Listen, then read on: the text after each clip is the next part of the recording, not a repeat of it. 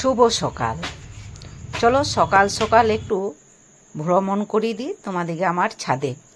আজ ছাদটা দেখো কত ঝলমলে আকাশ আর রৌদ্র দিয়েছে, অনেক দিন পর রৌদ্র হলো, তাই ভাবলাম চলো তোমাদেরকে আমার ছাদটা ঘুরিয়ে নিয়ে আসি।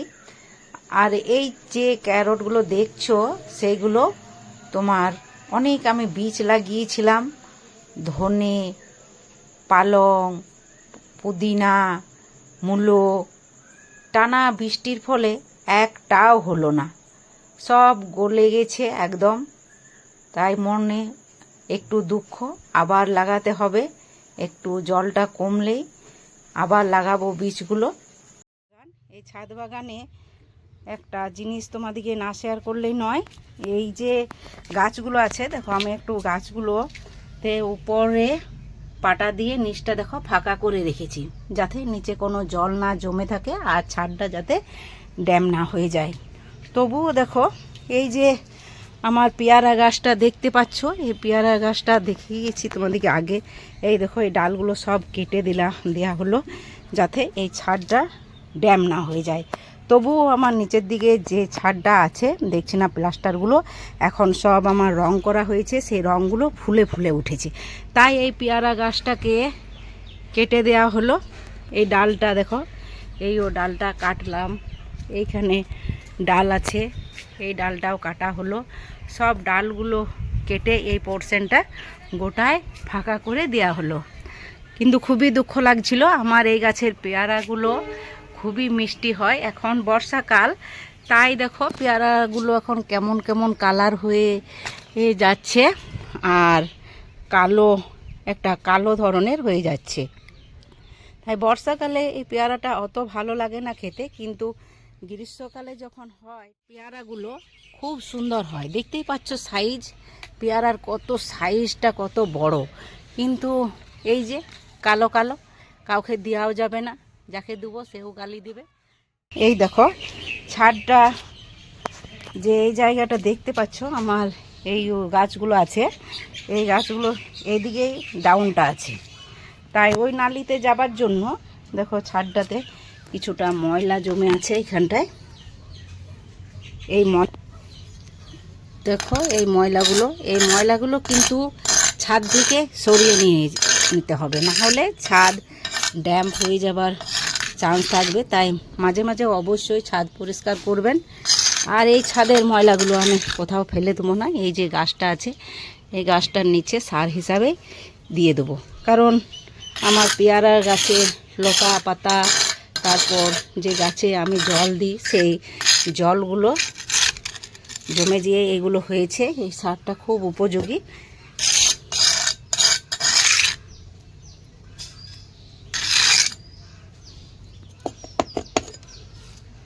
কাঠগোলাপটা লাগিয়েছিলাম, গজিয়ে গেছে, কাঠগোলাপটা লেগে গেছে। আর এইদিকে যে আমি একটা চায়না বট লাগিয়েছি বন্ধুরা, এই চায়না বটটা দেখো অনেকটাই চারিদিকে ফাড়াং হয়ে গেছে। এইটাও কিভাবে আমি কাটিং করব সেটা তোমাদেরকে পরের ভিডিওতে আমি দেখিয়ে দেবো। এই গাছটা আমি একটা বটের মতন তৈরি করব। গাছগুলো সব আমি এনে লাগিয়েছিলাম, সব বর্ষাতে লেগে গেছে। এগুলো জিনিস দুঃখের বিষয়, আমি যে আমচুর দিয়েছিলাম বন্ধুরা সেইটা দেখো আমি লক্ষ্য করিনি, তার জন্য এই বর্ষাকালে কেমন ভুয়া লেগে গেছে। এটা তো আর খাওয়া যাবে না, এটাকে ফেলে দিতে হবে। এতগুলো আমি আমচুর করে রেখেছিলাম, ভাবলাম এগুলো করে পাউডার করে রেখে দেবো, তাহলে মাছের সঙ্গে কিংবা টক জাতীয় কোনো রান্না করলে খুব ভালো হবে। কিন্তু দেখো একদম কেমন হয়ে গেছে, কিংবা আম পোস্তর সঙ্গেও এটা খুব ভালো যায়। তাই আমি এগুলো করে রেখেছিলাম, যখন আম পাবো না তখন এই সব দিয়েই বানাবো। কিন্তু যা হোক এগুলো খারাপ হয়ে গেছে, আমার কাছে আরও কিছু আছে, সেগুলো দিয়েই এই বছর কাজ চালাতে হবে।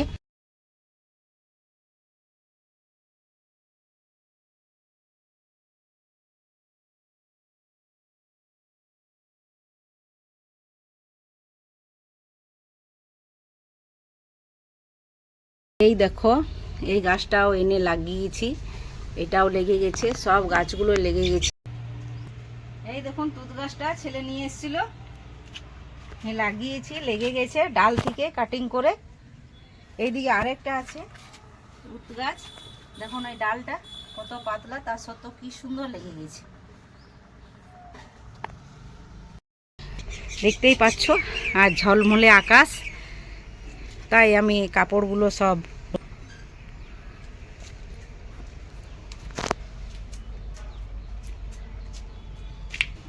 এই যে পেয়ারা অন্য জায়গায় শিফট করতে হবে।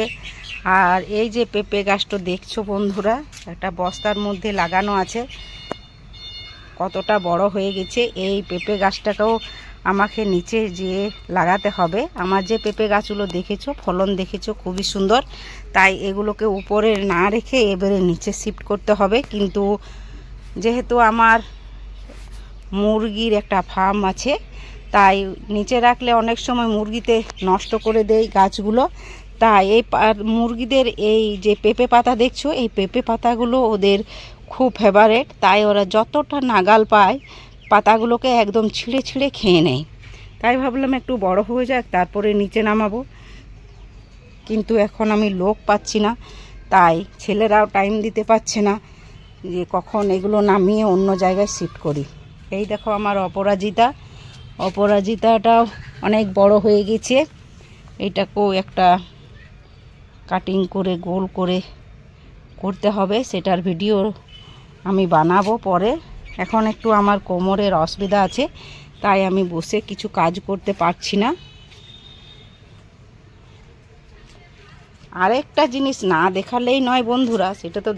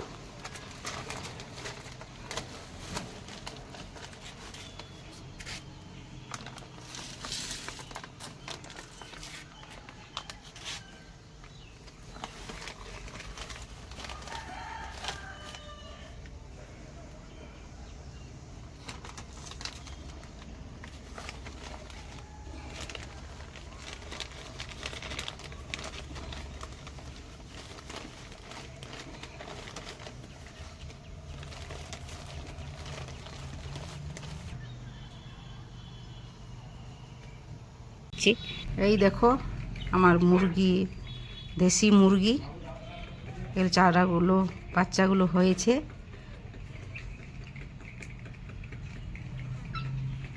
তাই দেখো সব কাপড়গুলো বাইরে মেলা হয়েছে। তার জন্য আমার যে বাগানটা আছে সাইডে ওই ধারে পড়ে গেছে, তাই আমি চাদরগুলো বা কম্বলগুলো সরাই, দেখতে পাবে। এই দেখো, যে কোনো ধরনের চারা তোমরা নিতে পারো।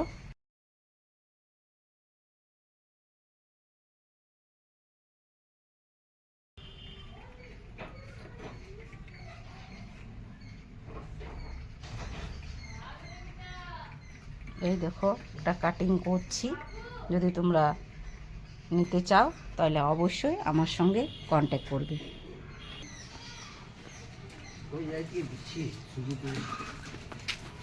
আহ আহ আহ আহ আহ আহ আহ আহ আহ